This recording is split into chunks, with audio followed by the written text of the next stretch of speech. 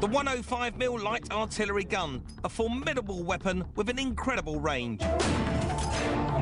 In the UK, I saw it being fired indirectly, with soldiers on the front line calling in the fire as close as they dared.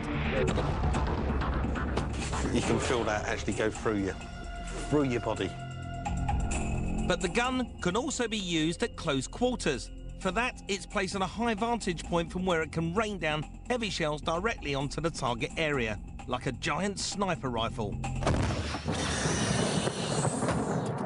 And that's also when the light gun can do its maximum damage.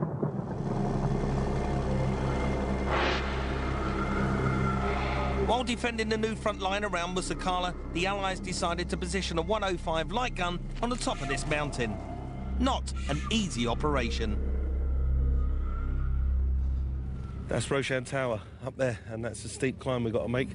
To keep it a secret from the enemy, the helicopter dropped the gun at the base of the mountain, and the troops carried it the rest of the way to the top in the dead of night.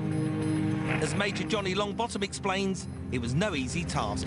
They basically flew the gun and all the stores, about 12 tons in total, wow, to the bottom of the hill about where we've put the Mastiffs. Yeah. And then basically they then had to move all the kit by hand. Up here? Yeah.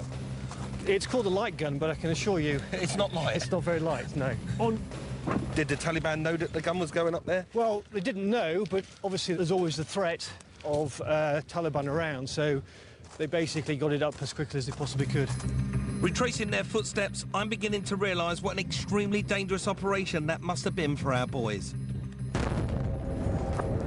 Although the Gurkha regiment provided force protection during the ascent, improvised explosive devices had been planted by the enemy, and British soldiers were killed getting the gun to the top. Just to show you, this isn't schoolboy stuff, this is real dangerous stuff. That's rear cover. We've stopped, actually, just for 2 seconds, sort out some kit. These guys are broken out into formation because Taliban are out there. There's cave systems up here. If they got a sniper up there, we're in a pretty exposed position being right here. What we'll see here when we get to the top of Roshan Tower is that the gun is used in the direct fire mode, so the number 3 in the seat is looking through the sight, and he is looking straight at the target, so he's engaging directly at the target. Wow, what a place. Look at it, this is a commanding high position. You've got arcs and eyes all over the rest of Helmand from here. I mean, you can see for miles. So, Johnny, why didn't the Chinook just drop the gun right at the top of the hill here? So it's not a very covert job flying a Chinook helicopter, especially if you've got a light gun underslung underneath, which is what would have been the case.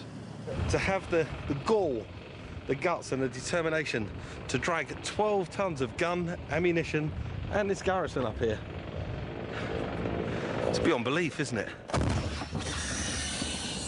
The first time they fired it, the chatter that they heard the Taliban talking to each other over the airways was them saying they've got a dragon at the top of the hill.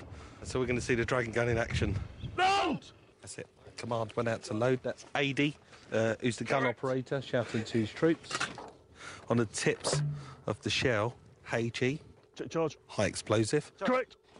In comes the charge. And this is it. Ready? Oh! Oh! Oh, I'm giggling with shock, to be honest with you. You can hear it breaking the sound barrier as it leaves, and you'll see the rounds go in. And there it is, the splash at the bottom of Mount Musakala. And there's the thump that we hear moments later, sight before sound. But one of the great advantages of it is the speed of the munition coming out of the barrel. It's actually supersonic. If you've heard the bang, that's too late because the bullet will have already struck you. Right now, the Taliban are out there saying they're firing that blooming dragon gun again. And they're probably going that way.